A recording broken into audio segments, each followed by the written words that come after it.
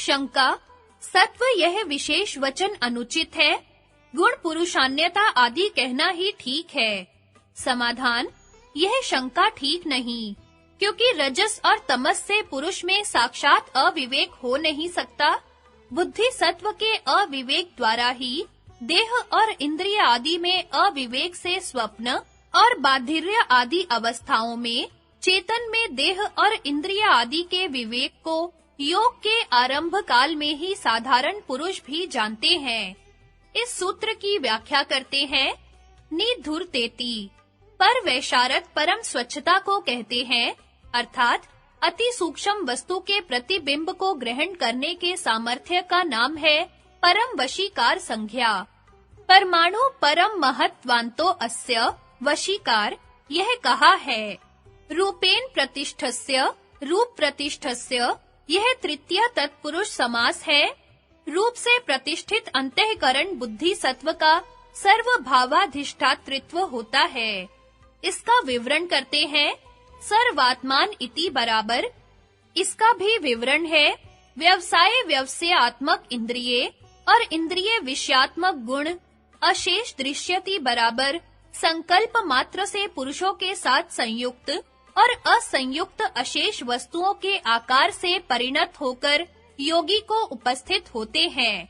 उसमें स्वामिनम क्षेत्रज्ञ, यह दो हेतुर्गर्भित विशेषण है, क्योंकि वह स्वामी क्षेत्रज्ञ भोक्ता होने से प्रेरक है। अतः जैसे अयस्कांत मणि के पास लोहा खिंच आता है, वैसे ही गुण दृश्य रूप बनकर स्वामी क्षेत्रज्ञ को उपस्थित हो जाते हैं। अथवा क्योंकि वह स्वामी क्षेत्रज्ञ गुणों के परिणाम क्षेत्र आदि को प्रेरित करता है, प्रवृत्त करता है या परिणमन प्रकार को जानता है, अतः उसके प्रति वे उपस्थित हो जाते हैं। यद्यपि सब पुरुष सब गुणों के अशेषतया स्वामी है, तथापि पाप आदि के प्रतिबंध से सब गुण सब समय सब पुरुषों आदि के भोग्य रूप से उपस्थित नहीं होते। यह भाव है। ऐसी श्रुति भी इस विषय में प्रमाण है। जब यह पुरुष पितृलोक की कामना वाला होता है, तब संकल्प मात्र से ही उसको पितृ उपस्थित हो जाते हैं इत्यादि। क्रिय ऐश्वर्य रूप सिद्धि की व्याख्या करके ज्ञानैश्वर्य रूप सिद्धि की व्याख्या करते हैं। सर्व ज्ञातृत्व मिति बराबर सब आत्मा, सब पुरुष बद्ध, मुक्त और ईश्वरों का और शांत, उदित तथा अव्यपदेश्य रूप धर्म विशिष्ट गुणों का ज्ञान सर्वज्ञातृत्व है। इसका नाम है विवेकज ज्ञान। यह संज्ञा सान्वय है। विशेष संज्ञा के अन्वर्थ को कहते हैं याम प्राप्येति। कलेश बंधन के क्षीण होने से विशोका नाम की सिद्धि है, जिसका अर्थ है शोक शून्यता।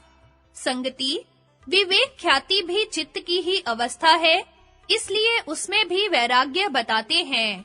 अर्थात विवेक ख्याति का अवांतर फल कहकर अब उसके मुख्य फल कैवल्य को बतलाते हैं। उसके वैराग्य से भी दोषों के बीच क्षय होने पर कैवल्य होता है। अन्व्यर्थ, विवेक ख्याति से भी वैराग्य होने पर दोषों के बीच क्षय होने पर कैवल्य होता है। व्याख्या, यह विवेक ख्याति जिससे योगी सर्वभाव अधिष्ठातृत्व और सर्वज्ञातृत्व प्राप्त करता और जिससे अपने शुद्ध अपरिणामी और ज्ञान स्वरूप को त्रिगुणात्मक, परिणामी और जड़ चित्त से अलग करके देखता है, चित्त का ही एक धर्म है, अपना वास्तविक स्वरूप नहीं। इसलिए अपने वास्तविक शुद्ध स्वरूप में अवस्थित होने के लिए इस विवेक ख्याति से भी विरक्त हो जाता है। इसी को पर वैराग्य कहते हैं। जब पर वैराग्य पूर्ण तथा परिपक्व हो जाता है, तब चित्त को बनाने वाले गुण पुरुष को भोग अपवर्ग दिलाने के कार्य को पूर्ण करके अपने कारण में लीन हो जाते हैं। उनके साथ ही अविद्या आदि कलेशों के संस्कार भी विवेक ख्याति द्वारा दग्ध बीज के सदृश उत्पत्ति के अयोग्य होकर लीन हो जाते हैं। यह पुरुष का गुणों से अत्यंत पृथक होकर अपने केवली स्वरूप में अवस्थित होना कैवल्य है। टिप्पणी, व्यास भाष्य का भाषानुवाद। कलेश और कर्मों के क्षय होने पर जब इस योगी का ऐसा भाव होता है कि विवेक प्रत्यय बुद्धि रूप सत्व का धर्म है और बुद्धि अनात्म होने से हेय पक्ष में मानी गई है और शुद्ध स्वरूप अपरिणामी पुरुष बुद्धि से भिन्न है, तब इस प्रकार के विवेक से विवेक ख्याति में भी वैराग्य उदय हो जाता है।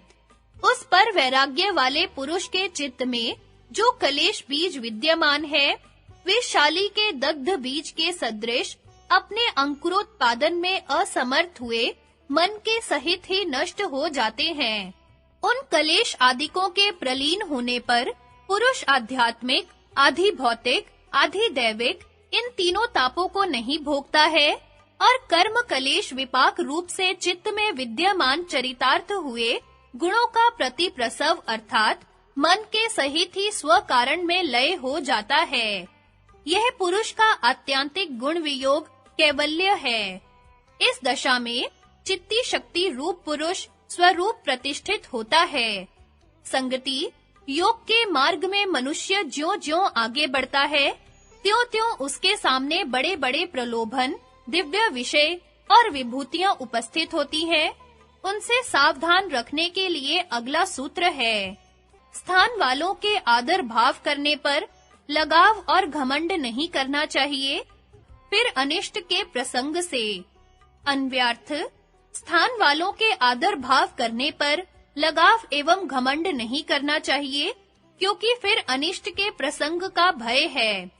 व्याख्या योगियों को भूमियों के अनुसार 4 श्रेणियों में विभक्त कर सकते हैं, जो निम्न प्रकार है।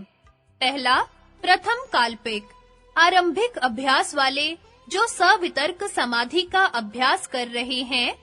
दूसरा, मधु भूमिका, जो निर्वितर्क समाधि नामी ऋतंभरा प्रज्ञा को प्राप्त करके भूत और इंद्रियों के जीतने का अभ्यास कर रहे हैं।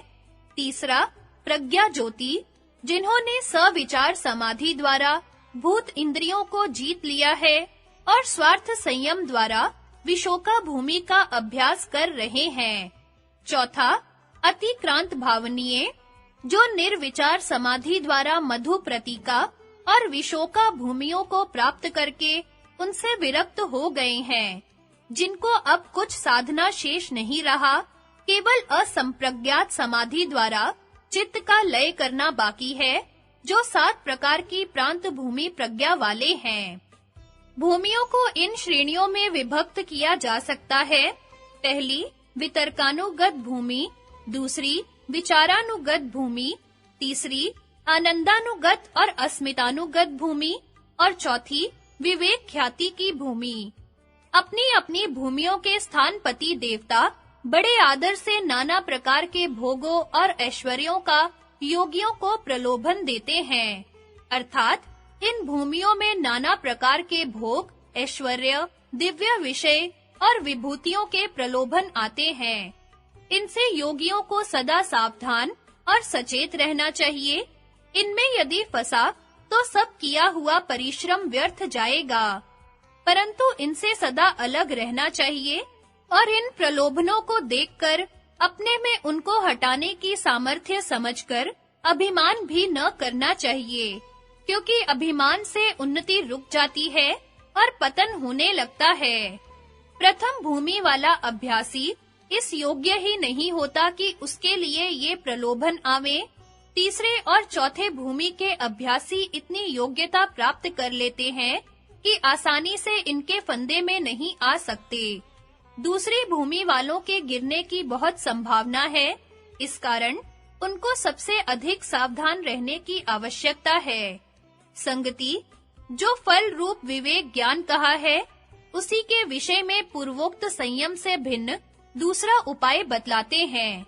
क्षण और उसके क्रमों में संयम करने से विवेकज ज्ञान उत्पन्न होता है। अन्व्यर्थ, क्षण और इसके क्रमों में संयम करने से विवेकज ज्ञान प्राप्त होता है।